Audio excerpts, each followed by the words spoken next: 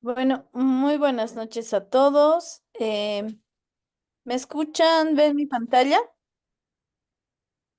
Sí, doctora. Listo, entonces empezamos. A ver, vamos a hablar acerca del sistema nervioso central, pero en los neonatos. En este caso, vamos a empezar con este caso clínico, ¿no? Para que a medida de lo que les voy a ir explicando, ustedes van a ir dándose cuenta cuál es la respuesta, ¿no? Se trata de un recién nacido, producto de primer embarazo, obtenido por parto vaginal a las 39 semanas, Apgar 8 al minuto y 9 a los 5 minutos. Peso de nacimiento 2.900 gramos, talla de nacimiento 50 centímetros. La madre se percata que el recién nacido presenta aumento de volumen en cabeza, de consistencia blanda. Sin embargo, se encuentra succionando de manera adecuada, está activo con llanto enérgico. Al examen físico, el recién nacido se encuentra activo, buen reflejo de succión, su cabeza, su perímetro cefálico está en 35 centímetros. Se palpa una masa blanda de 4 centímetros de diámetro aproximadamente, de bordes difusos que no respeta la línea media. No aparenta doloroso a la palpación. La fontanela normotensa. Ojos con pupilas isocóricas fotorreactivas, motor con tono y trofismo conservado, columna sin alteración. Muy bien, tenemos que recordar algo muy importante. En el cerebro, bueno, mal, el cerebro va a estar protegido por todas estas capas, ¿no? Estas capas son tan importantes porque van a proteger al cerebro, pero estas se pueden lesionar. Dentro de estas, si vamos de afuera hacia adentro, tenemos la piel.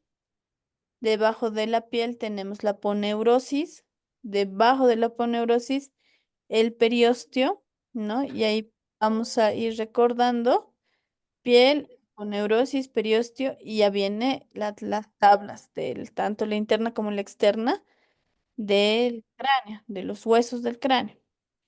Luego viene la dura madre, ¿no? La aracnoides y la pía madre, ¿sí?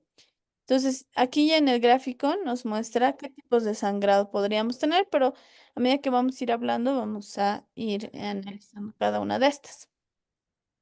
Por ejemplo, caput sucedáneo se va a presentar a nivel de los tejidos blandos y podemos ver acá, está entre la piel, ¿no? Y la poneurosis. Por eso es la parte más blandita. Y en esta vamos a encontrar edema circular, va a ser blando. Sus bordes son difusos porque como la piel no va a tener límites, entonces va a ser más difuso.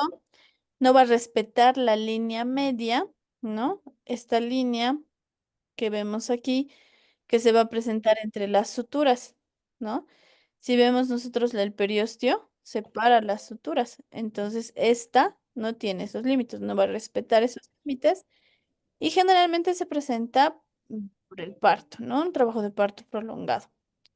El cefalohematoma, recuerden, cefalohematoma es subperióstica, como vemos aquí, que está el periósteo y está por eso está, sí tiene límites, esa es la gran diferencia entre una y la otra. Igual tiene edema circular, está circunscrito y no traspasa la línea de sutura. Generalmente se resuelve entre las 2 semanas hasta 3 meses. Muchas veces los papás vienen al mes de edad y dicen, no se le desaparece, muy preocupados, ¿no? Pero podemos esperarnos hasta los 3 meses para que desaparezca. El caput sucedáneo desaparece más antes. Puede desaparecer en semanas, en días incluso, ¿no? En 1 o 2 semanas. La hemorragia subgaleal va a estar debajo de la aponeurosis. Igual vamos a volver a este dibujito y aquí está, la hemorragia subgaleal. Entonces, la aponeurosis, ¿sí? Las más frecuentes, el momento del parto, es el caput y el cefalohematoma, que son estos dos. Y la hemorragia subgaleal es más por golpes, ¿no? Entonces, que también se pueden presentar si el parto fue traumático, también se va a presentar, ¿no? Va a ser difuso, va a haber rotura de las venas emisarias, perdón. Ya está como esta venita está rota y si tenemos un paciente con alteración en la coagulación, puede generar un sangrado permanente que nos puede llevar incluso al shock. Y esto generarnos además una coagulopatía por consumo. Los casos severos, en los casos que son masivos, va a haber hipotensión, ¿no? Que nos van a llevar a shock, anemia y van a presentar hiperbilirrubinemia. Son pacientes que se van a casa y por el sangrado, porque tuvieron un golpe y demás, vuelven con hiperbilirrubinemia severa y es secundario a que esta sangre se está reabsorbiendo y está incrementando la cantidad de bilirrubina. Y eso nos lleva incluso a grados de hiperbilirrubinemia severos. Generalmente se resuelve entre 2 a 3 semanas.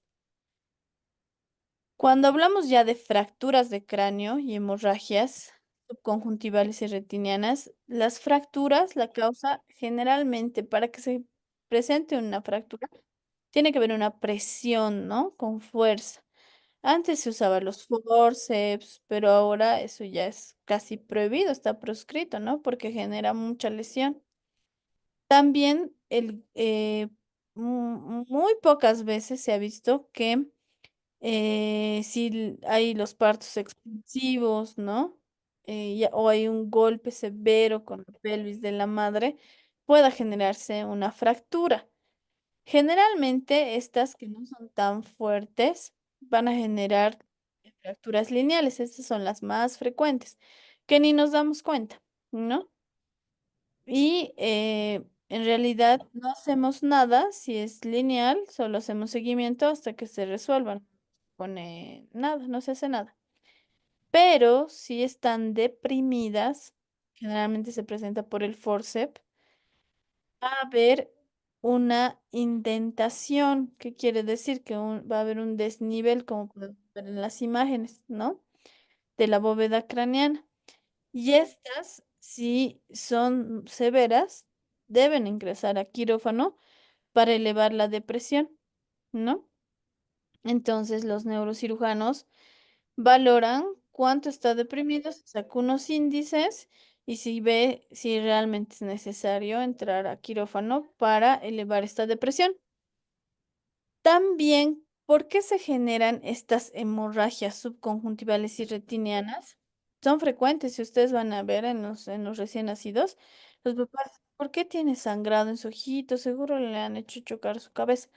En realidad es más por un aumento brusco de la presión intratorácica. Entonces, el momento ya pasó la cabecita y está pasando el tórax. Y eso hay una presión a nivel del tórax, se está comprimiendo y comprime a los vasos que están a nivel del tórax y esto genera pequeños sangrados en ciertas áreas, como en la región subconjuntival, que es transitoria, que generalmente no tiene ninguna repercusión y que se resuelve en 2 semanas. Vamos a tener la hemorragia epidural, subdural y subaracnoidea, ¿no?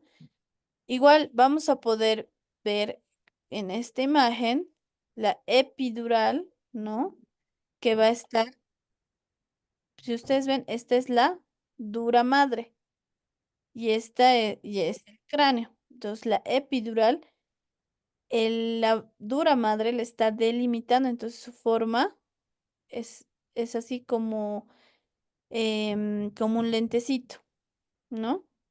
Esta imagen es la que tienen que recordar en las hemorragias epidurales, ¿sí?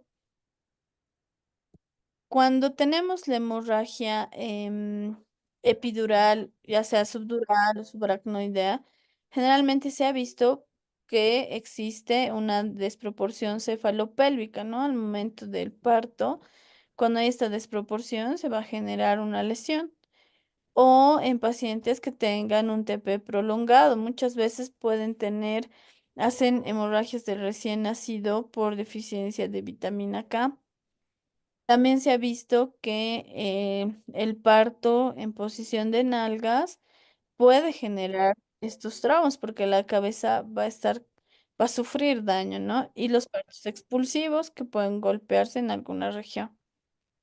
La hemorragia subdural, ¿no? Que es por debajo de la dura madre, ¿no? La otra era epidural, que estaba encima.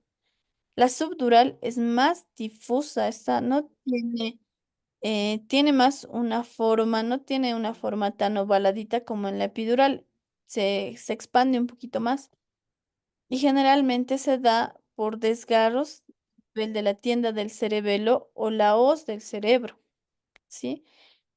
Cuando es masiva, puede llevarlos a la muerte al recién nacido, ¿no? Y si es pequeña, generalmente nadie se va a dar cuenta, va a ser asintomática. El diagnóstico se ha visto que se da a las 48 horas porque si sigue sangrando, el paciente se va a ir deteriorando y recién nos damos cuenta. Si no, si ha sido asintomática, ni nos vamos a dar cuenta y se va a resolver en las 4 semanas. Cuando existe eso, este sangrado, ¿no? Debemos sospechar que exista maltrato, porque tuvo que presentarse un golpe o algo muy fuerte para que ese sangrado. Aquí podemos ver igual el hematoma epidural, ¿no? El hematoma subdural, realmente estos son más severos porque no hay, la dura madre es la que le limita y no deja que sangre tanto. Mientras aquí ya no hay ese límite, el cerebro se está ocupando y entonces genera mucho problema. La hemorragia subaracnoidea, que está en estas regiones, generalmente va a tener la forma de las cisuras, de las circunvoluciones, se va a entrar a esos espacios. Entonces no va a tener una forma característica, sino más bien va a ser que se va a ir formando o va a ir siguiendo las circunvoluciones. Esta hemorragia subaracnoidea generalmente es silente, ¿no? Porque va como que expandiéndose y se ha visto que se genera por la anastomosis de las arterias leptomeningias o las venas de puente, ¿no? Ahí tiene que haber una alteración vascular para que se genere estos sangrados en los recién nacidos. Se ha visto que si nosotros haríamos la punción lumbar, vamos a encontrar mayor cantidad de trocitos, ¿no? En el líquido cefalorraquídeo, en la punción lumbar. Y generalmente está yendo en la corteza, que es el borde del cerebro, va a generar convulsiones. Se dice benignas porque desaparece el sangrado y desaparecen las convulsiones, porque ha desaparecido el factor que estaba irritando la corteza. Entonces empieza a sangrar y al segundo día empiezan las convulsiones. Se puede iniciar tratamiento, pero luego que ya se retiró todo el sangrado, ya se puede retirar el tratamiento, porque es benigno.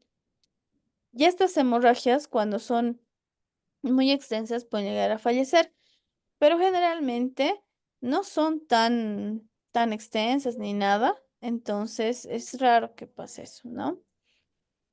Y tenemos que investigar en los casos de neuropatías, ¿no? Que tenga que haber alguna alteración estructural, vascular, ¿no? Porque, y que luego a futuro a veces nos puede dejar algunas, pero generalmente si se reabsorbe y no ha sido extenso, no va a dejar ningún problema. Las hemorragias intraventriculares y la leucomalacia, lo que debemos recordar es que se presenta en prematuros, ¿sí? O, bueno, secundario más bien a trauma. espasmos, asfixia, la falta de oxígeno nos va a generar este sangrado y como consecuencia la leucomalacia. Los trastornos congénitos en la coagulación o las malformaciones también pueden generar una hemorragia intraventricular y se va a presentar en las primeras semanas de vida. Para prevenir, porque ¿qué podemos hacer si tenemos un recién nacido que va a ser prematuro? Podemos utilizar corticoides antes del nacimiento, surfactante y el uso de pitacina. Se ha visto que el 30% de los pacientes que pesan, que tienen un peso de 1500 gramos, va a presentar una hemorragia intraventricular. Y se ha visto que el 7% de los que pesan 1 y 1500 gramos va a tener una hemorragia intraventricular grado 3 o grado 4. Y el 14%, ¿no? Va a tener una hemorragia intraventricular grado 3 o 4 si el peso es entre 751 y 1000 gramos. Incrementa si el peso es menor a esto, a un 24%. Entonces, si se dan cuenta, el riesgo de padecer una hemorragia intraventricular severa, un grado 3 o 4, depende mucho del peso del recién nacido. Mientras más pequeño, más riesgo. ¿Qué es lo que pasa? La matriz germinal subependimaria está en la región ventricular, para explicar. Estos son los ventrículos, estos espacios que están al medio. Y esa matriz se forma en el borde. El cerebro crece de la matriz hacia afuera. Entonces, para que crezca el cerebro de la matriz hacia afuera, tiene mucha irrigación. Al estar muy vascularizado, entonces tiene riesgo de sangrar. Y si falta oxígeno, por alguna razón hay asfixia, no le está llegando cantidad suficiente de oxígeno, no tiene un soporte vascular adecuado. Entonces hay poco soporte vascular, se siente más, entonces se dañan las neuronas y la glía. Porque como les decía, de esta matriz germinal, es como la madre de todas las células que van a formar el cerebro. Dentro de estas, las neuronas y la glía se van a lesionar, ¿no? Si faltara oxígeno o disminuiría la cantidad de circulación o hubiera un sangrado. ¿Cuáles son los factores predisponentes? Igual, la prematurez, lo que hablábamos, el síndrome de estrés respiratorio, la hipoxia, la isquemia, la alteración en el flujo sanguíneo cerebral, las lesiones de los brazos, la trombocitopenia. Todo esto nos puede generar este daño. La hemorragia se puede clasificar en estos grados. Según, si es un grado, ¿no? Va a estar solo en la zona subependimaria, o sea, ahí en el borde que habíamos visto de los ventrículos. Y esta se va a afectar menos del 10% de afección ventricular. Si ya es un grado 2, va a estar dentro del ventrículo este sangrado, pero los ventrículos no van a estar dilatados. Entre el 10 al 50%, o sea, es decir, que del tamaño que tiene puede incrementar un 10 o un 50%, pero no va a ser tan dilatado. Si hablamos de un grado 3, vamos a tener este sangrado dentro del ventrículo, pero la dilatación va a ser mayor al 50%, o sea, el doble de lo que era previamente el ventrículo. Y si hablamos de un grado 4, vamos a tener el sangrado intraventricular y además va a ser un sangrado parenquimatoso. La ventriculomegalia, ¿no? Porque vamos a hablar de la dilatación ventricular, se considera leve cuando es de 0,5 a 1 centímetro, moderada de 1 a 1,5 centímetros y grave mayor a 1,5 centímetros. Ahora, dentro de la leucomalacia periventricular, generalmente es asintomática al inicio porque la leucomalacia se va a formar por la necrosis, ¿no? Focal de la sustancia blanca periventricular.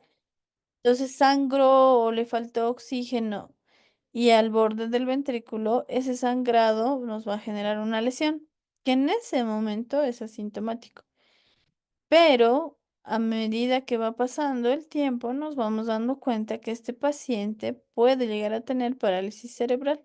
Entonces existe mayor riesgo de parálisis cerebral.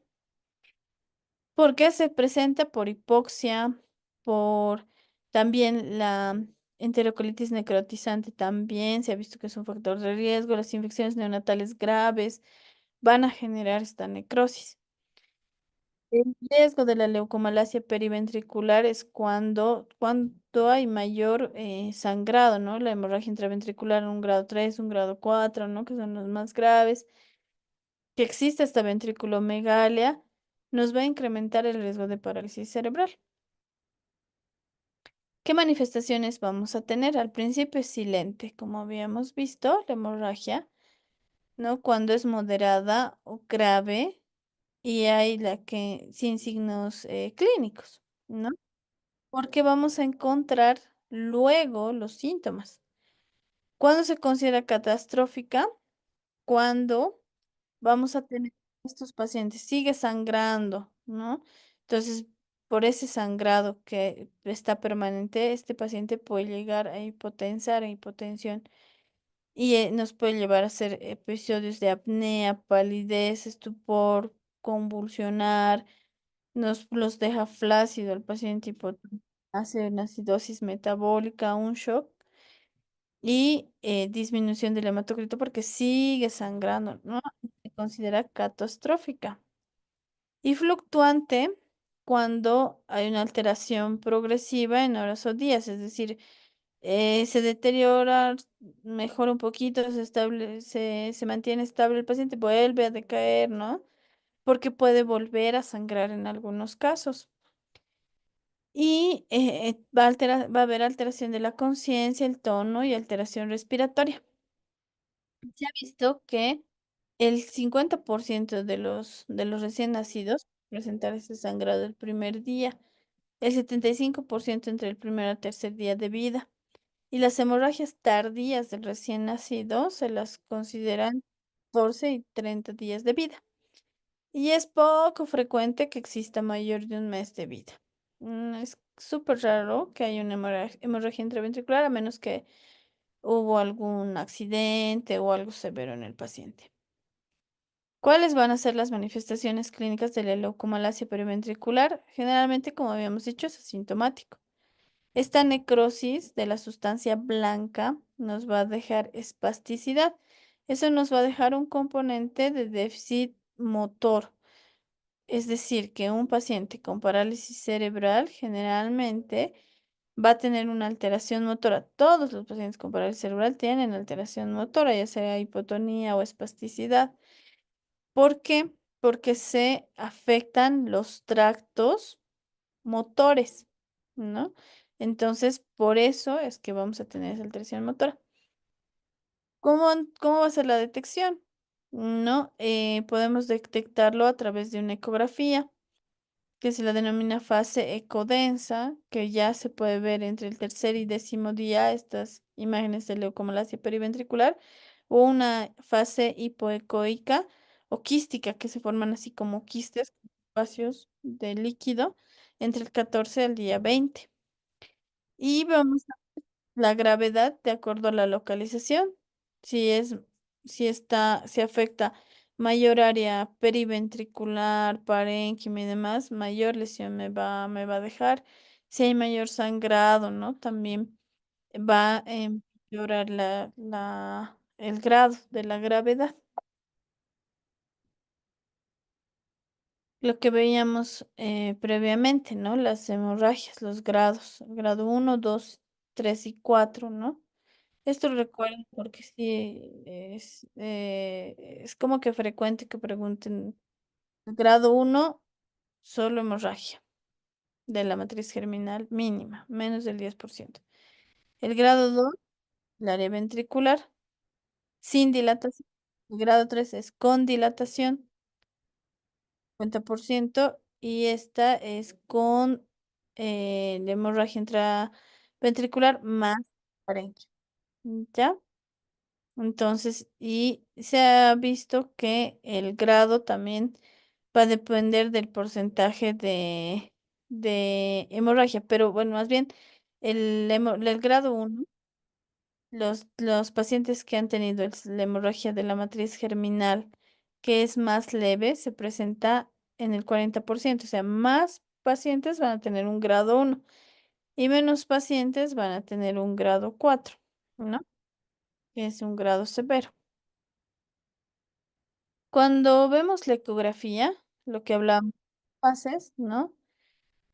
En la ecografía, en la primera semana, vamos a encontrar focos ecógenos bilaterales, que puede ser más en la parte posterior que en la parte anterior. Si ustedes recuerdan, en el cerebro tenemos las astas anteriores y las astas posteriores, entonces más en las astas posteriores la lesión que se va a generar en la hemorragia intraventricular. Y vamos a tener necrosis con congestión y se puede evidenciar la hemorragia que va a ser menor o mayor más bien a 1 centímetro. En la primera y tercera semana vamos a ver focos hipoecoicos, ¿no? Que van a formar como quistes. Se forman los quistes, ¿no? Porque ya es como que la sangre se reabsorbió y nos deja como un espacio, como un hueco, como un quiste. Generalmente cuando este sangrado ha sido mayor a 3 milímetros. La dilatación ventricular vamos a encontrar cuando ya pasa más de 2 a 3 meses, porque la sangre tapa los conductos de drenaje, entonces nos puede generar em, primero los quistes y que estos quistes es como que se fusionaran porque sigue habiendo el daño y los ventrículos se vuelven más grandes, se tapan estos espacios y nos puede generar incluso hidrocefalia. Va a haber va a haber deficiencia de la mielina, va a haber gliosis, que es la destrucción, ¿no? Y estos quistes, como les decía, van a colapsar y van a irse como fusionando. El diagnóstico generalmente se presenta en prematuros de 32 semanas porque es a esa edad donde la matriz germinal sigue presente. La matriz germinal se va a ir absorbiendo a partir de las 34 semanas. Entonces, un recién nacido de 35 tiene menor riesgo de sangrado que uno de 32 semanas, ¿no? Y se ha visto que también está en relación a pacientes con bajo peso, como habíamos visto. Entonces, menos de 1.000 gramos, el 75% va a presentar un sangrado entre el tercero y séptimo día. Puede ser asintomático, ¿no? Y tenemos en quienes, generalmente en los que son de 36 a 40 semanas, ¿no? De los recién nacidos. Y si son prematuros y hacemos la edad corregida, ¿no? Se debe hacer seguimiento. Es decir, tengo un recién nacido de 32 semanas, un pretérmino de 32 semanas que pudo haber sangrado, está asintomático y le hago seguimiento entre las 36 y 40 semanas. Y bueno, ¿qué más debo controlar? El perímetro cefálico, porque si su perímetro cefálico está incrementando demasiado, ¿no? Puedo estar frente a hidrocefalia. El 3 a 5% hace hidrocefalia posterior a la hemorragia. Por eso tengo que hacer un monitoreo seriado y si ya sobrepasa los límites, está deteriorando mi paciente, debemos instalar la válvula de reversión ventrículo-peritoneal. El pronóstico va a estar en relación al grado de la hemorragia intraventricular y la presencia de leucomalacia periventricular. Si tengo hemorragia intraventricular más la distensión de los ventrículos, eh, no voy a tener la hidrocefalia poshemorrágica, pero si tengo bajo peso al nacer, que habíamos visto, factor de riesgo importante, más la hemorragia intraventricular, entonces voy a tener hidrocefalia poshemorrágica en un 10 a 15%. Si tengo este bajo peso al nacer, más la hidrocefalia poshemorrágica, seguro mi paciente entre un 3 a 5% va a llegar a una derivación ventriculoperitoneal. Y estos pacientes van a presentar menor rendimiento cognitivo y psicomotor, es decir, que van a ser pacientes que pueden llegar a tener discapacidad intelectual, van a tener la parálisis cerebral, Entonces, debo hacer un control, un seguimiento de estos pacientes continuo. El pronóstico a corto plazo de la hemorragia del germinal intraventricular en función a la gravedad se ha visto en este estudio, ¿no? Aquí tenemos los grados que ya hemos visto y de acuerdo al peso, lo que habíamos analizado aquí. En 75 pacientes se ha visto que 3 del 24 tenía un grado 1 y había fallecido en los primeros 14 días. 5 de 21 falleció en los 14 días. Si vemos aquí la diferencia entre un peso mayor, ¿no? De 750, en un grado 1 no han fallecido ninguno. En un grado 2 solo ha fallecido uno. Pero en grados ya más severos han fallecido 5, 6 en este caso. ¿Y quiénes han requerido la válvula de derivación? Igual, obviamente los grados más altos van a necesitar mayor, va a haber más niños que van a requerir la derivación ventriculoperitoneal. ¿Cómo podemos prevenir con los cuidados perinatales? Si nosotros evitamos que mujeres tengan un parto prematuro, que no haya traumas, nada, obviamente un recién nacido a término va a tener menos complicaciones. Debemos prevenir patologías hemorrágicas maternas, porque si la madre sangra y se genera una hipotensión, va a haber menor cantidad de oxígeno y irrigación y eso nos va a generar esa lesión.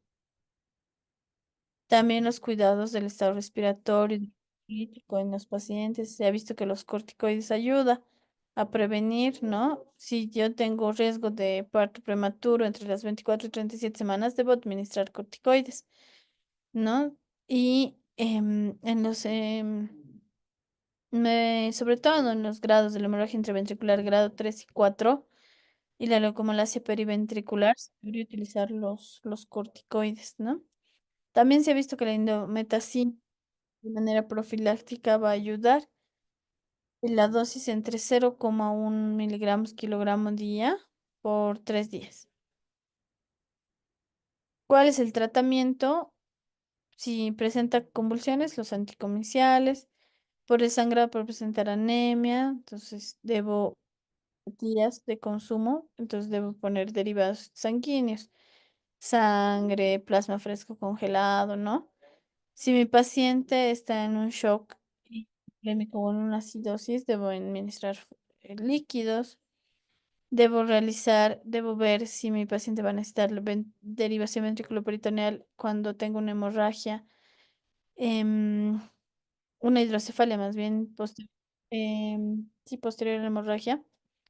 Y la derivación ventrículo subgaleal, que es como hacia afuera, cuando quiero descomprimir en ese momento nada más.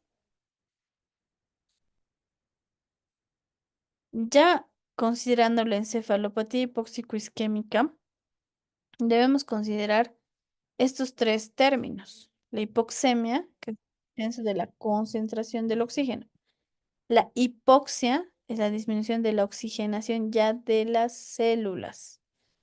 No, este es en la sangre y este ya es las células. Y la isquemia es el inadecuado flujo a células u órganos para su función fisiológica, ¿no?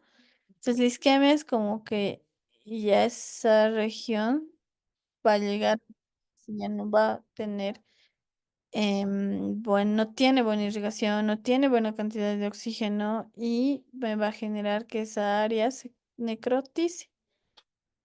¿Cuál es la incidencia? Se ha visto de 1 a 8 por 1000 nacidos vivos en países desarrollados y de 26 por 1000 nacidos vivos en países subdesarrollados, ¿no? Nuestra tasa es muy alta en países subdesarrollados. El 20% de los neonatos va a llegar a fallecer. Del 33 al 50% van a sobrevivir, pero con secuelas. Y el 90% va a morir cuando se ha visto que existe una acidosis severa con un pH menor a 6,7. ¿Qué efectos va a tener esta asfixia, no? A nivel de todos los órganos, a nivel del sistema nervioso central, la encefalopatía química, ¿no? nos va a generar infartos, hemorragias, edema. A nivel del corazón, va a generar isquemia miocárdica, va a generar insuficiencia tricuspide, hipotensión a nivel respiratorio, la hipertensión pulmonar, la hemorragia pulmonar, el síndrome de dificultad respiratoria.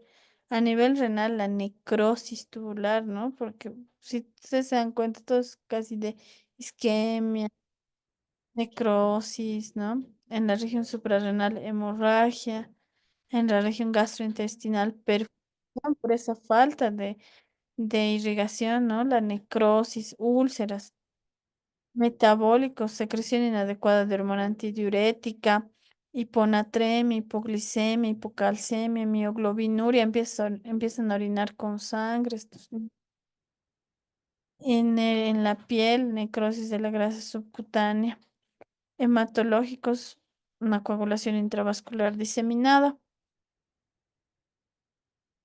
¿Cómo va a pasar esto de la hipoxia fetal? Va a haber primero la oxigenación inadecuada de la sangre de la madre. Segundo, va a haber descenso de la presión arterial de la madre, porque esto es en el feto, recuerden, ¿no? Pero relajación inadecuada del útero, puede haber tetania uterina. Cuarto, la alteración en la perfusión de la placenta.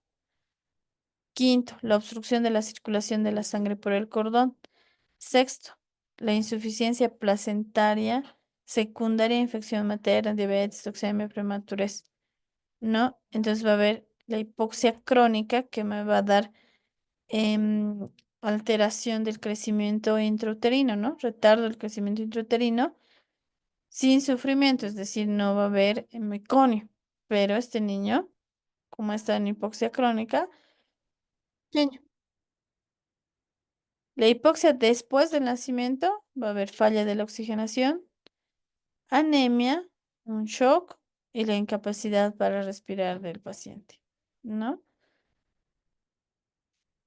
¿Qué podemos encontrar en la hipoxia, en la isquemia? ¿No? Vamos a encontrar incremento del lactato y los fosfatos. Vamos a encontrar incremento del NMDA, del AMPA y del kainato. Y va a haber incremento del sodio y del cloro. Esto me va a generar edema citotóxico y luego la muerte neuronal, ¿no? Porque estos son receptores que están en las neuronas y estas sustancias son. Entonces, este paciente generalmente, por todo este proceso, empieza a convulsionar y es difícil controlar sus convulsiones en estos niños. ¿Qué vamos a encontrar en relación a la topografía de las lesiones cerebrales, ¿no? Y sus manifestaciones? Si vemos la necrosis neuronal selectiva en el neuroeje completo, en el área cortical profunda y en el tronco encefálico o ponto subbicular, ¿qué podemos encontrar? Estas áreas, sobre todo el tronco encefálico que controla la frecuencia cardíaca, respiratoria y demás, va a llevar a nuestro paciente a coma, ¿no? Estupor, coma, que convulsión, hipotonía, anomalías oculares, anomalías de la succión, deglución. Nos va a dejar secuelas severas a largo plazo, retraso, parálisis, distonías, trastornos convulsivos, ataxia, ¿no? La parálisis vulvar y pseudovulvar. Si tenemos lesión parasagital a nivel de la sustancia blanca cortical y subcortical, ¿no? Parasagitales. Sobre todo el área que primero se lesiona es el área posterior en la región occipital. ¿Qué vamos a presentar? ¿Qué vamos a encontrar? Debilidad en las extremidades proximales, mayor afección de las extremidades superiores que de las inferiores. En estos pacientes pueden generar tetraparesia espástica, retraso cognitivo, dificultad en la vista, porque la región occipital controla la parte visual y auditiva. La química focal, cuando la sustancia blanca cortical y subcortical, ¿no? Va a haber un área específica o la lesión vascular que generalmente va a ser a nivel de la arteria cerebral media que nos va a presentar. va a haber signos unilaterales, es decir, que puede haber solo un lado del cuerpo afectarse. Las convulsiones es frecuente y que generalmente igual son convulsiones focales, porque como solo está afectado un lado del cuerpo, entonces las de un solo lado, vamos a tener por eso hemiparesia, como secuelas, convulsiones generalmente focales y retraso cognitivo. Periventricular, la lesión. Generalmente por esa región van las vías motoras de las extremidades inferiores, sobre todo. Entonces va a haber debilidad, asimetría en las extremidades inferiores y luego se van viendo espásticos estos niños, por eso nos deja una diplegia espástica, es decir, los piecitos son muy espásticos y que no pueden, son niños que no pueden caminar, pero muchas veces van a la escuela en silla de ruedas, pueden seguir su vida, pero con esa dependencia de las ruedas. ¿Qué manifestaciones clínicas vamos a tener en el crecimiento intrauterino por hipoxia fetal, lo que habíamos visto, ¿no?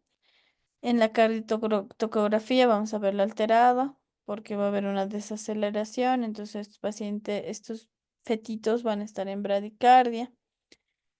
Pueden llegar a tener el sufrimiento fetal. El sufrimiento fetal va a haber en meconio, ¿no? La presencia de meconio. Y el aspecto clínico del paciente puede estar hipotónico, ¿no? Puede estar hipertónico.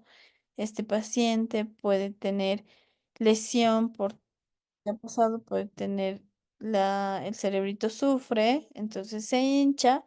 Lo que dice a los recién nacidos la fontanela, que hace que de alguna forma, si bien está hinchado el cerebrito, no le genere tanta lesión, pero cuando es severo, se empieza a lesionar en la masa encefálica y nos va a dar otras alteraciones como las convulsiones y la asfixia como tal, como hemos visto, nos da una disfunción orgánica, ¿no? En todos los órganos, riñón, corazón y demás. Se ha creado Sarnat, ¿no? Ha hecho una escala de gravedad para ver si este neonato va a tener un pronóstico o un mal pronóstico aquí, como podemos ver en la evolución. Buena, variable y muerte, ¿no? Entonces, ¿qué signos debo ver? El nivel de conciencia, ¿cómo está?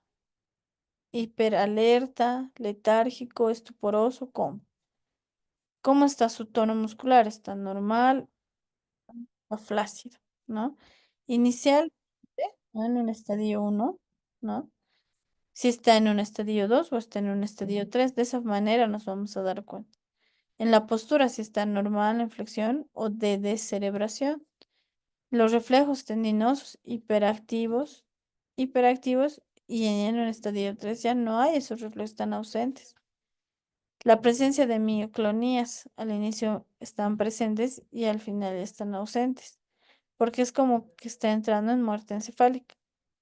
El reflejo de Moro va a estar presente, en el estadio 2 va a estar débil y en el estadio 3 ausente. Las pupilas midriáticas inicialmente, luego desiguales o sin respuesta a la luz o una débil.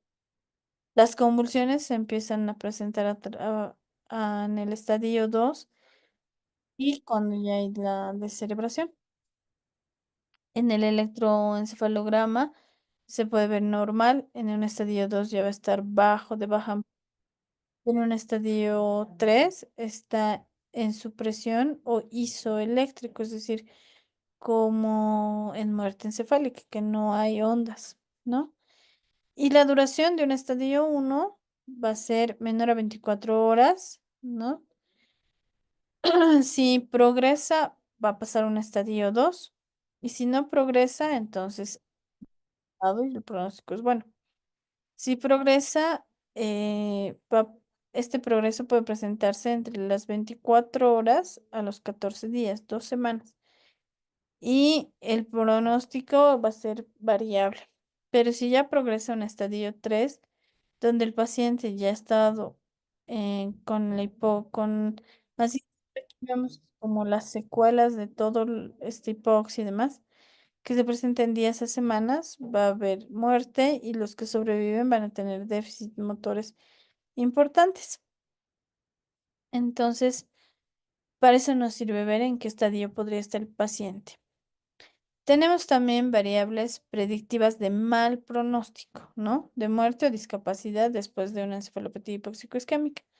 El Apgar es muy importante, ¿no? Si está bajo a los 10 minutos entre 0 y 3 es muy mal pronóstico. Se ha necesitado la reanimación cardiopulmonar, se ha habido un retraso en la respiración espontánea mayor a 20 minutos, se ha habido problemas neurológicos desde el inicio como hipotonía o hipertonía o directamente un estado de coma. Si se ha presentado convulsiones en las primeras 12 horas, si ha habido signos graves o prolongados, ¿no? Mayores a 7 días en el electroencefalograma. Si vamos a ver este patrón ráfaga supresión, ¿no? Que es como picos y recto. Está convulsionando a nuestro paciente. Lesiones prominentes de los ganglios basales y del tálamo en la resonancia magnética. Puede haber oliguria y anuria porque habíamos visto que se dañan otros órganos, más de 20 horas. Y una exploración neurológica con anomalía por más de 14 días, ¿no? El paciente no tiene buena respuesta, entonces de seguro puede llegar a la muerte o va a tener,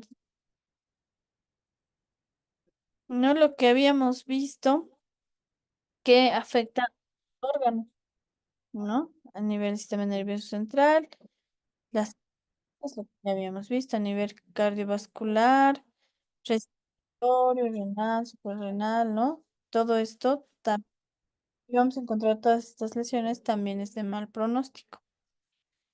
¿Cómo voy a hacer el diagnóstico para ver si tengo muchas lesiones o no? Lo ideal es hacer una resonancia magnética o una tomografía. Lo mejor es una resonancia magnética, a veces no tenemos ese acceso y bueno. Ecografía. Podemos utilizar también una ecografía transfontanelar y podemos utilizar el electroencefalograma de amplitud integrada. ¿Qué quiere decir eso? Que se le conecta por 24 a 48 horas para que veamos si todo se está presentando crisis convulsivas. ¿Sí? El electroencefalograma, ¿no? De amplitud integrada. Debemos hacer los dos, uno normal y uno de amplitud integrada, para evidenciar estas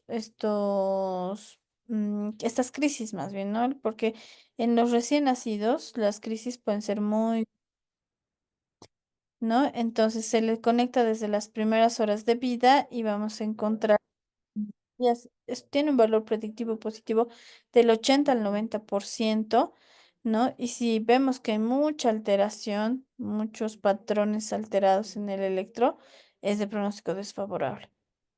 Y mejoran a las 24 horas, entonces estos patrones, el PBS, el BBC, estos van a disminuir, o sea, va a mejorar en realidad el pronóstico del paciente porque después de las 24 horas se está logrando controlar, se debe administrar en algunos casos anticomiciales, se los, más adelante vamos a ir viendo que se usa la crioterapia y demás.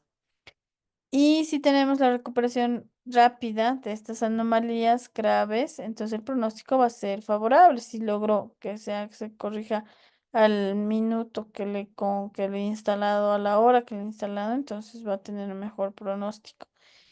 Y además de solo el electroencefalograma, la exploración neurológica es muy importante, ¿no? Para ver si este paciente está hipotónico, hipertónico, ¿no? Si está presentando alguna alteración neurológica. Esto me va a ayudar a mejorar mi pronóstico. Estos patrones en el electroencefalograma en los neonatos vamos a tener asociados con un pronóstico favorable, ¿no? Depresión leve o menos el día 1 y actividad de fondo normal el día 7. Y los que vienen asociados con un pronóstico desfavorable, o sea, malo, vamos a tener estos intervalos de interbrotes, ¿no? Que van a durar más de 20 segundos. En este patrón de brote supresión, vamos a tener el trazado isoeléctrico, ¿no? En cualquier momento. Y va a haber la depresión leve o mayor después del día 12, ¿no? Entonces, estos patrones que aquí hablamos, el TI y el PBS, son de mal pronóstico, de pronóstico de ¿no? Ahora, también podemos utilizar la resonancia magnética, como habíamos visto, y ¿qué vamos a encontrar? Vamos a encontrar la pérdida de la distinción entre la sustancia gris y la sustancia blanca. Si ustedes ven, la corteza tiene y el área subcortical tiene otro color, entonces la sustancia gris de la sustancia blanca no va a haber diferenciación entre ambas. Cuando se presenta esto es porque hay edema, entonces vamos a encontrar eso. También podemos encontrar hiperseñal cortical cerebral en la corteza pelánica parasagital, que son estas áreas, ¿no? Vamos a tener hiperseñal en los ganglios basales. Aquí, si logran ver, bueno, que aquí lo marca, estos triangulitos, ahí están los núcleos de la base. Y cuando tenemos estas imágenes hiperseñal, ¿no? Hiper densas, vamos a encontrar más bien hiperintensas, perdón, que hay lesión de los ganglios basales y los pacientes que tienen lesión de los ganglios basales o que tienen lesión del tálamo, que están aquí arriba están los ganglios basales y aquí abajito, que son más circulares, está el tálamo. Entonces, si tienes estos niveles, generalmente va a haber una alteración, una secuela en el paciente. Pueden ser convulsiones o pueden ser movimientos anormales. Entonces también es importante vigilar esas áreas porque estas áreas son las más nobles, las más sensibles por su irrigación. Vamos a encontrar hiperseñal en la corteza cerebral parasagital y sustancia blanca, que ya es más hacia estas áreas, ¿no? Tenemos la imagen más ya hacia la parte cortical y estos más crisis convulsivas, van a convulsionar a esos pacientes. Cuando podemos tener también hiposeñal en T1 o hiperseñal en T2 en la sustancia blanca periventricular.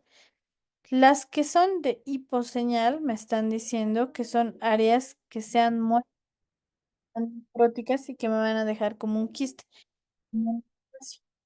Por ejemplo, si vemos aquí y comparamos a este lado, este ventrículo está más dilatado, está más grande. Entonces aquí ha habido un sangrado y esta área que se ha muerto está oscura, ya no tenemos más senado de líquido. Por eso va a haber hiposeñal, ¿no? Y vamos a tener también la hiposeñal en T1 en la distribución vascular cerebral. Vascularización en la resonancia también puede haber vasos que no están, no hay paso, ¿no? Entonces, en los neonatos generan trombos, se generan coágulos. Es más frecuente en los neonatos que en niños más grandes. Entonces, cuando no hay señal, cuando no está pasando la sangre, vamos a encontrar esta característica de hiposeñal en T1, vascular cerebral. Y la resonancia magnética potenciada en difusión, ¿no? La difusión me ayuda a ver acúmulos también de hierro, de sustancias tóxicas para el cerebro. Entonces voy a ver, es mejor que una resonancia magnética convencional en los primeros días de vida porque voy a ver disminución de la difusión. Eso nosotros lo denominamos como hiperseñal. Me está diciendo que esas áreas están generando mayor cantidad de lactato, no mayor cantidad de sustancias tóxicas. Y me doy cuenta que esas áreas están funcionando. ¿Qué debo hacer en el tratamiento? La hipotermia, ¿no? Debo mantener a mi paciente en 33,5 grados en 6 horas hasta las 72 horas. Hay como cascos que solo se pone en la cabeza y hay otras que se pone todo el cuerpo del recién nacido en hipotermia. Para esto se ha visto que reduce mucho la mortalidad y el deterioro neurológico. Y se ha visto también que va a disminuir la lesión cortical y por ende va a haber menor probabilidad de que convulsionen. Se beneficia entre los 18 y 22 meses de vida. Si convulsiona mi paciente, debo darle algún anticomicial, ¿no? Como el fenobarbital. Si está convulsionando, debo darle una dosis de carga o impregnación, también lo denominamos, a 20 miligramos por kilo. Se puede pasar 2 hasta 3 veces, por eso es que aquí nos indica 40 y 50 miligramos. Y luego dejamos una dosis de mantenimiento, porque si mi paciente sigue convulsionando, le pasa otra carga. Otra carga, o no lo puedo pasar en la tercera hasta llegar a 50 miligramos por kilo. Y luego le dejo con mantenimiento de 5 miligramos kilogramo, ¿no? Antes se hacían niveles de fenobarbital, ahora ya no se usa tanto, pero debe mantenerse en una concentración terapéutica entre 20 a 40 microgramos por ml. Si las convulsiones son refractarias, puedo utilizar la difenilidantoína, una dosis de carga, o puedo utilizar el lorazepam de 0,1 miligramo kilogramo o levetiracetam. En nacidos en los neonatos no está indicado el diazepam porque puede generar mayor sangrado. Y puedo dar también eritropoyetina, que se ha visto que disminuye la lesión encefálica. Ahora, el soporte orgánico y ventilatorio, ¿no? De todos los órganos, de revisar riñones, que la cantidad, ¿no? Todo eso va a favorecer a que mi paciente tenga menos secuelas, ¿no? ¿Cómo va a ser el pronóstico? Debo ver la relación cronológica, ¿no? Lo que habíamos visto. ¿Cuánto tiempo está mi paciente en ácido? El electroencefalograma me sirve para como un factor de pronóstico, pero estos son los factores importantes para el pronóstico. Si el pH es menor a 6,7, el 90% de estos niños van a morir. Si tenemos un Apgar menor, lo que habíamos visto, ¿no? De 0 a 3, vamos a estar con déficit de base, o sea, con alteración del pH, descerebración, lesiones del tálamo, los ganglios basales, la hemorragia de la matriz germinal, las hemorragias intraventriculares, tóxico isquémica grave, ¿no? Todo esto me va a generar una alta mortalidad, ¿sí? Y vamos a ver este pH que ve ahí del cordón. En realidad, ya cuando el recién nacido, ya, o sea, sí se hace antes de que nazca, tomar el pH, ya está en acidosis, ¿no? Y si esto se mantiene después de que nace el paciente, entonces, obviamente, el pronóstico es peor. La encefalopatía grave va a ser de muy mal pronóstico, entre el 76 al 82% con un Apgar de fallecer. Estos pacientes, como el cerebro se ha lesionado, van a tener microcefalia generalmente y retraso del crecimiento de la cabeza porque, que es lo mismo que la microcefalia, y van a tener un mal desarrollo. Si tenemos un paciente que en el primer año de vida no se sienta, no sostiene la cabeza, se ha considerado que estos pacientes es probable que no lleguen y que tengan un deterioro severo. Cuando yo tengo una lesión grave de los ganglios basales y el tálamo, el paciente va a presentar parálisis cerebral. y el 95% va a ser grave, ¿no? ¿Qué debo considerar? Su alimentación. Estos pacientes, el 90% va a tener problemas en la alimentación que van a llegar a gastrostomía, ¿no? Bien. Evaluar con tabla cerebral y se ha visto que su estado nutricional va a estar normal en el 35%, van a tener desnutrición moderada en el 50% y grave en el 90% de los casos. El lenguaje también va a estar alterado, el 95% va a tener un problema en el lenguaje. No habla o tardan mucho. Van a tener alteración visual. El 50-75% va a tener algún problema visual porque la falta, primero la hipoxia y segundo que el uso nos puede generar retinopatías. Entonces, la visión es muy importante que vigilemos cuando ustedes tengan un paciente prematuro, que ellos utilizado oxígeno, que tenga todo lo que hemos hablado, tienen que tiene una lesión moderada o grave de la sustancia blanca, nos va a dar esta alteración visual, o también me va a dar una alteración visual, porque por ahí están pasando los nervios que me van a ayudar en los movimientos de los ojos y demás. Va a haber discapacidad o déficit cognitivo, ¿no? En los niños que no van a, bueno, estos niños van a tener dificultad en su aprendizaje, pero es difícil evaluarlos. El coeficiente intelectual también entra la parte motora, por ejemplo, que el niño pueda comer con cuchara o escribir y demás, ¿no? Son niños que si tienen espasticidad en las manos no van a poder realizar esta evaluación de manera correcta, entonces se debe modificar un poco para hacer la evaluación y determinar si este paciente tiene discapacidad o no. También es muy frecuente las convulsiones cuando se ha generado una lesión a nivel de la corteza.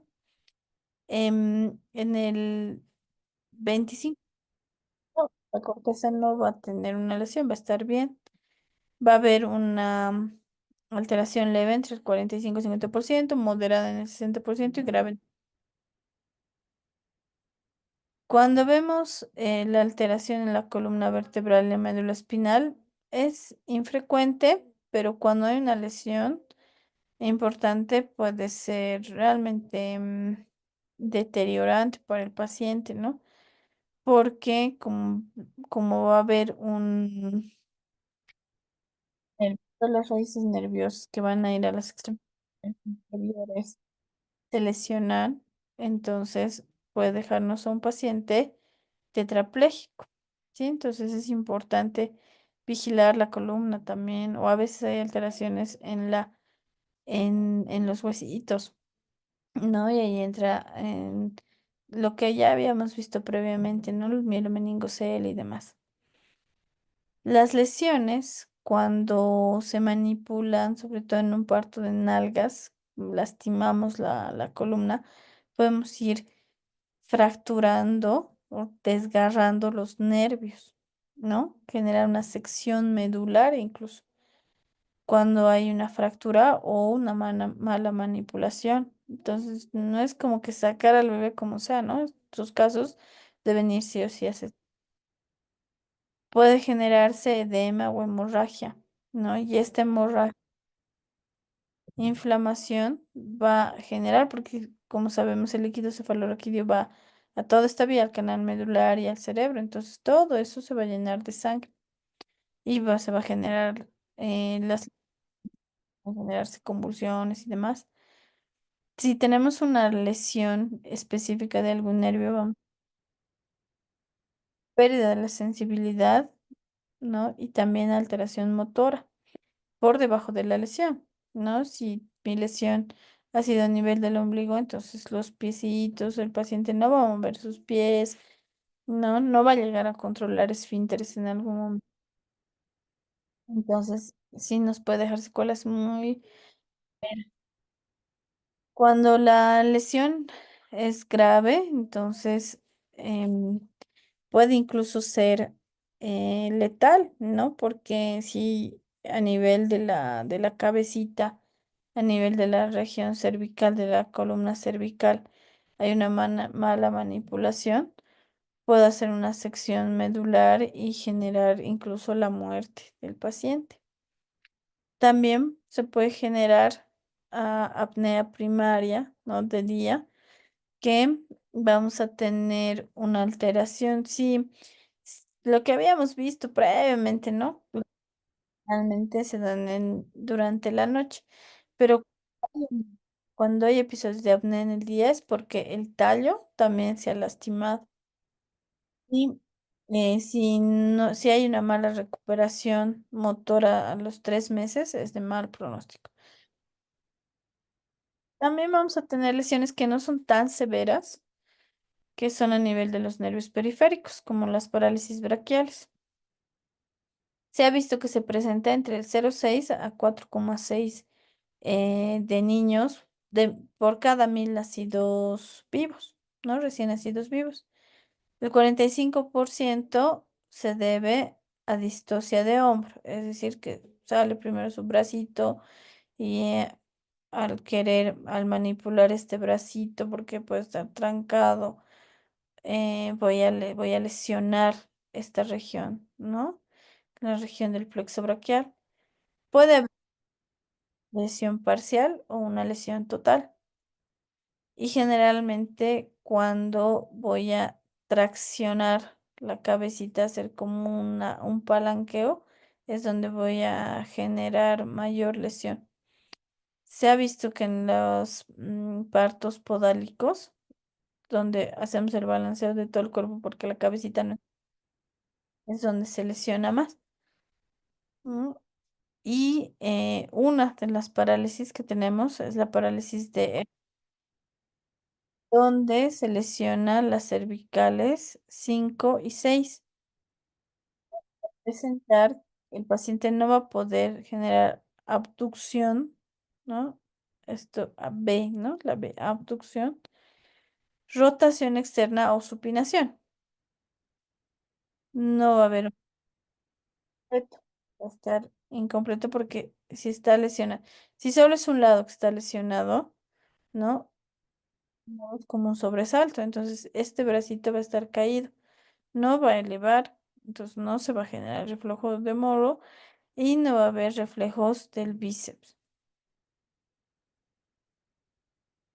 Los, en la lesión en la parálisis de Klumpec, ¿no? Y ahorita vamos a hacer la comparación entre el Klumpec y el Duchenne. En el Klumpec vamos a tener una lesión de la cervical 7 y 8, pero se ha visto que en algunos casos también se afecta la primera dorsal.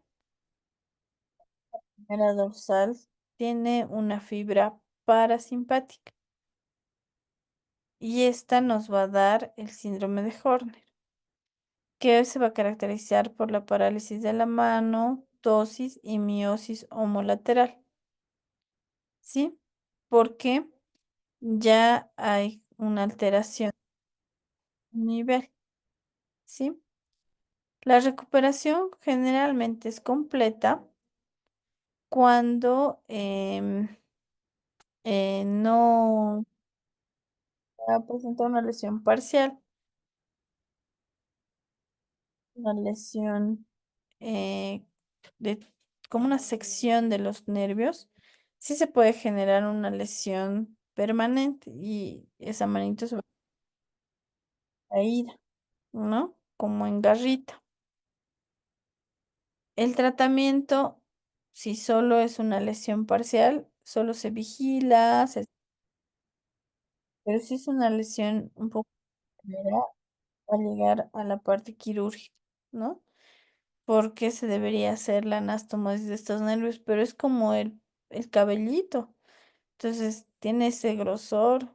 Es muy difícil esas cirugías, ¿no? Entonces, muchas veces se queda así con un manejo conservador. Si comparamos el síndrome de Klumpec y la parálisis de de Duchenne, de Duchenne, vamos a ver que la frecuencia en esta es el 2%. En esta es menos del 80%. ¿No?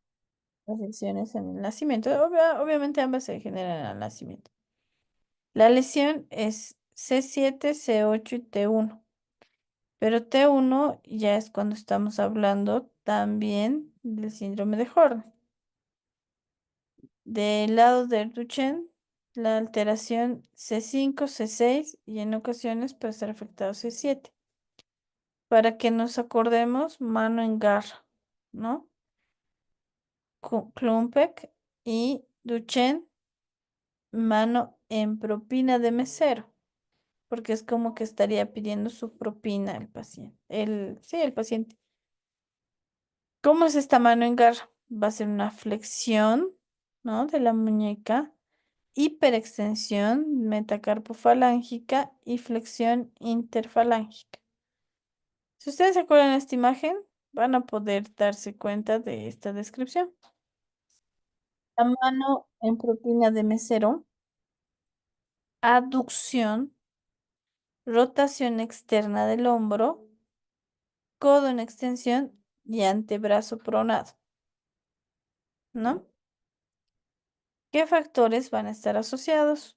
En ambos casos, lo que habíamos visto, la distosia de hombros, puedes tener paciente macrosómico, parto podálico, en la diabetes gestacional hemos visto que los niños son macrosómicos, el uso de forceps, puede solicitar, puede hacer una radiografía porque también pueden tener fractura de la clavícula, resonancia magnética para ver las lesiones de los nervios, ¿no? Para ver a qué nivel está empezando esta lesión, la electromiografía para ver cómo está llegando la señal, ¿no? A las partes distales y el manejo, como habíamos dicho, conservador, generalmente pueden mejorar a los 3 meses. Puedo hacer una resonancia nuevamente para ver que no haya otra causa. Puede haber un tumor, puede haber alguna lesión que me esté comprimiendo y que me esté generando este problema. Y podemos llegar a un manejo quirúrgico, como hacer injertos o transferencia de nervios. Se prefiere 9 meses. La lesión de los nervios periféricos, ¿no? Como el nervio frénico que está a nivel del diafragma, del C3, C4 y C5, que me va a generar cianosis, respiración irregular, disnea, parálisis diafragmática, como vemos aquí en la imagen. Aquí está elevado la cúpula, aquí está plano, ¿no? Entonces está lesionado este lado del diafragma, el lateral, asociado a parálisis del plexo braquial. Entonces voy a tener la alteración en la manito y voy a tener diafragma. Voy a ver para su diagnóstico, puedo utilizar una ecografía donde voy a ver elevación del diafragma del lado paralizado, movimientos de balacina en la respiración. Y el tratamiento va a ser con CPAP, para mejorar esta entrada de CPAP, debo ponerle en posición del lado afectado. Voy a hablar de lesiones de nervios periféricos. También debo ver en donde en el nervio facial hay el central y el periférico, ¿no?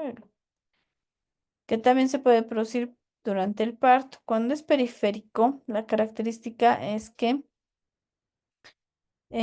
vamos a ver en el rostro, ¿no? La parálisis de todo este lado, desde la frentecita, el ojito, la boquita va a estar afectado, ¿no?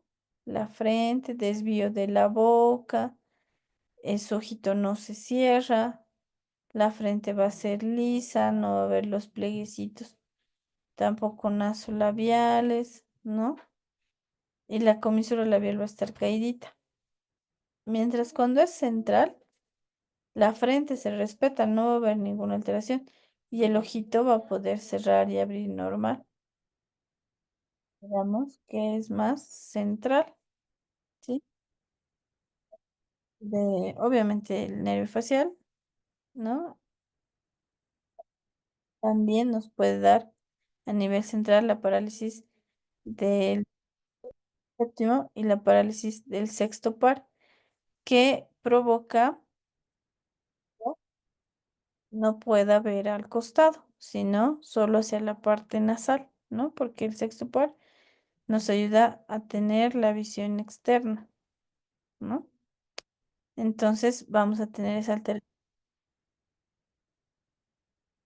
Y bueno, ahí para recordar el caso clínico y ya luego podamos responder las preguntitas.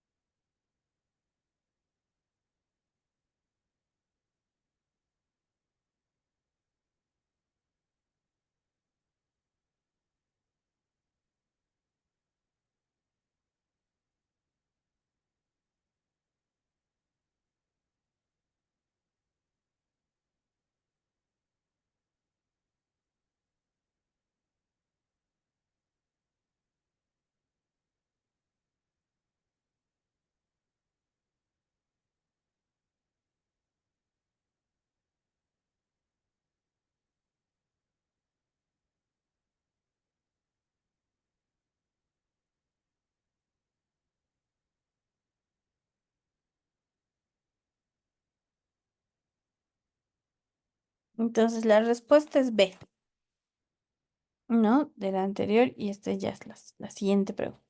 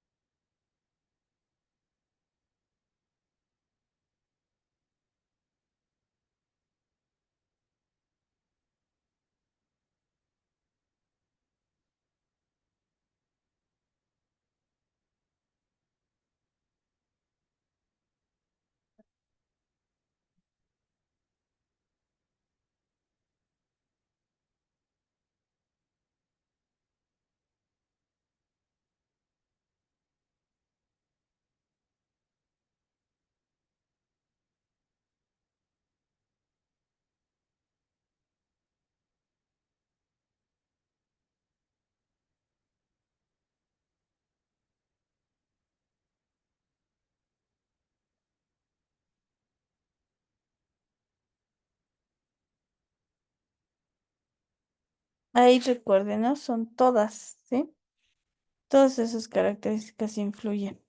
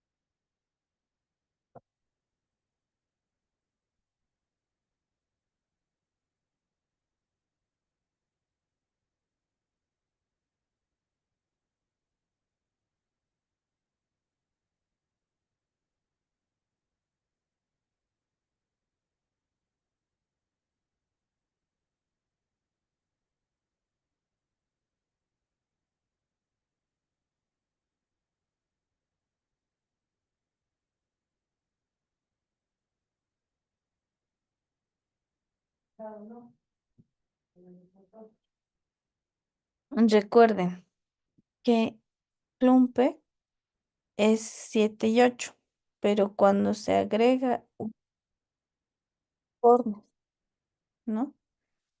Porque va a afectar, nos va a dar estas alteraciones, tosis y miosis, porque se están afectando las fibras simpáticas. Entonces ahí es síndrome de Horner.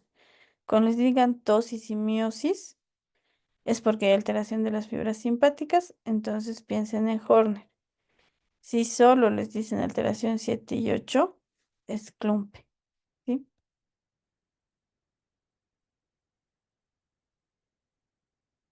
Muy bien. Entonces, gracias por su atención. Nos vemos en otra charla.